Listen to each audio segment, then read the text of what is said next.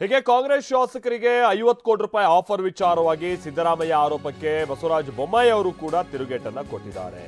ಏನಂದಿದ್ದಾರೆ? ಸಿದ್ದರಾಮಯ್ಯನವರು ಹತಾಶರಾಗಿದ್ದಾರೆ ಅಂತ ಹುಬ್ಬಳ್ಳಿಯಲ್ಲಿ ಟಿವಿ9ಗೆ ಸಂಸದ ಬಸವರಾಜ ಬೊಮ್ಮಾಯಿ ಹೇಳಿಕೆಯನ್ನ ಕೊಟ್ಟಿದ್ದಾರೆ. ಹೀಗಾಗಿ ಸಿದ್ದರಾಮಯ್ಯನವರು ಈ ರೀತಿಯಾಗೆಲ್ಲ ಮಾತನಾಡ್ತಾ ಇದ್ದಾರೆ. ಸಿದ್ದರಾಮಯ್ಯ ವಿರುದ್ಧವೇ ಜನ ತಿರುಗಿ ಬೀಳಲಿದ್ದಾರೆ, 1 ವರ್ಷದ ದುರಾಡಳಿತ ನೋಡಿ ತಿರುಗಿ ಬೀಳ್ತಾರೆ ಅಂತಾನೂ ಹೇಳಿದ್ದಾರೆ. ಸಿದ್ದರಾಮಯ್ಯ ಅವರು ಹತಾಶರಾಗಿದ್ದಾರೆ. ಒಬ್ಬ ರಾಜಕಾರಣಿ ಹತಾಶರಾದಾಗ ಈ ಥರ ಮಾತುಗಳು ಬರ್ತವೆ. ಅವರ ಪಕ್ಷದಲ್ಲೇ ಅವರ ಕಾಲನ್ನು ಎಳೆಯುವವರ ಸಂಖ್ಯೆ ಜಾಸ್ತಿ ಆಗಿದೆ. ಮೂಡಾ ಪ್ರಕರಣದ ಅಂತಿಮ ತನಿಖೆಗೆ ಅವ್ರ ಪಕ್ಷದವ್ರು ಕಾಯ್ತಾ ಇದ್ದಾರೆ. ಹೀಗಾಗಿ ಅದು ಹೈಕಮಾಂಡ್ಗೆ ಒಂದು ಸಂದೇಶ, ನನ್ನ ಮುಟ್ಟಿದರೆ ಜನ ತಿರುಗಿ ಬೀಳ್ತಾರೆ ಅಂತ.